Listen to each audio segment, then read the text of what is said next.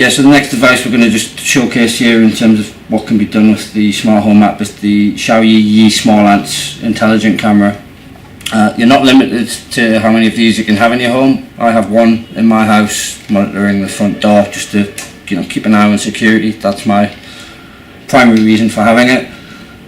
For other people, you can use this for video conferencing, that kind of thing, keeping in touch with friends and family, as long as they have one of these devices as well, and the supported applications, either the standalone Xiaoyi Yi Small Ants camera app or the Xiaomi Mi Smart Home app. So I've already got this plugged into the power supply at the other end, so I'm just going to plug the USB into the camera, and what you'll see is that the LEDs flash like an orange to say it's connected to the power. And then on the application that I have here, you can see as it stands at the moment there's no camera connected, so we're just going to do the same thing we did before with the purifier, and that's go find device, and on here it's actually got the convenient option to say Yi Small Ants camera, so click on that and it's going to do the same thing in terms of find the Yi Small Ants camera. Click next. It's going to ask for the Wi-Fi details, which in this case are already stored.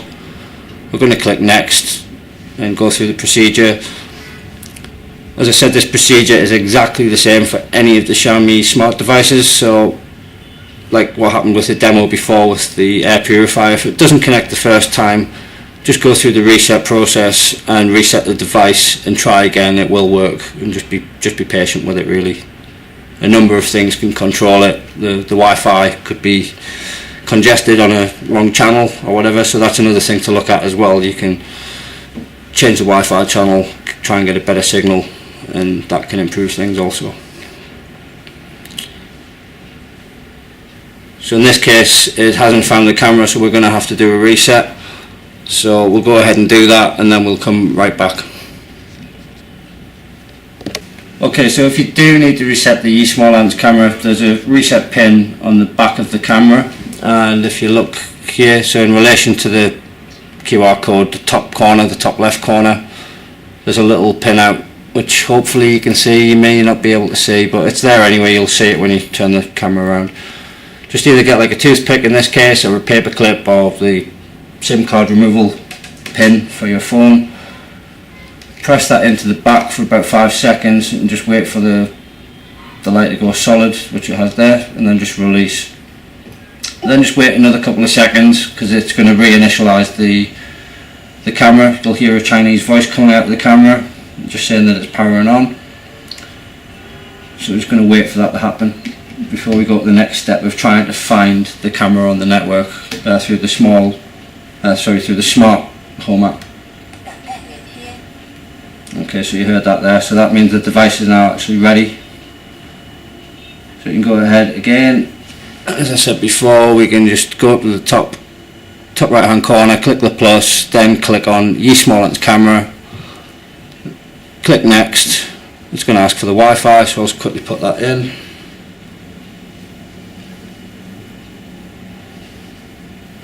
Click next, and that's communicating now with my mini router. It's going to search for the camera, and as you can see here, there's like a blue LED now flashing, which means that there's a connection. It's trying to pair a device, in this case the Xiaomi phone. So just give this a further few seconds. Again, it can take up to 1 minute to 2 minutes depending on network and other conditions, so just be patient with it. And if you look on the bottom here, it's actually said it's found one intelligent device. So what we can do, we can just click on that now, and there you go. On the top we've got the Yi camera,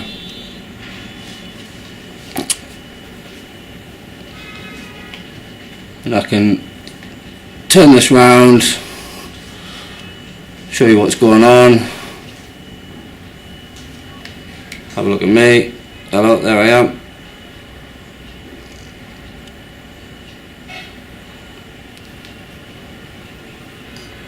So that's all connected now. So the benefit of this thing, as I said before, if you've got this pointed at, let's just say, in this case I'm just going to point it at my door, and I can monitor what's going on in here, and I can get a pretty good viewing angle as well of what's going on, so I can see kind of like over, next to my TV area. There's my hand. You've probably just seen in the shot there. But yeah, you can also have a communication with anyone who happens to be in the house or in the room. So just by pressing the speaker, we can say hello, and that comes through the speakers. You can also power off the device, same as with the remote control, same as with the air purifier.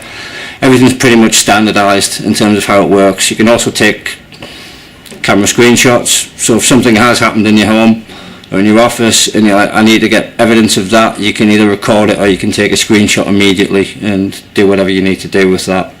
Share it on any of the social media accounts, Weibo, WeChat, QQ Zone, or on MeTalk as well, or any other app which happens to be installed and supported.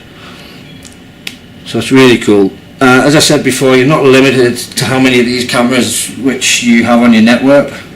Each camera will have its own unique name, and you can manage them independently through the smart home application. So for as many of these as you have, they'll be listed there. In my case, as I've said, I use this for security. I know other people who have these for conferencing with people who are miles away from them. So it's very useful as long as both people have these devices. Again, if you have any questions about this, you can ask in the comments. Be happy to help. If you've got any troubleshooting issues, can't connect it, let me know, and I'll do my best to try and help you with it.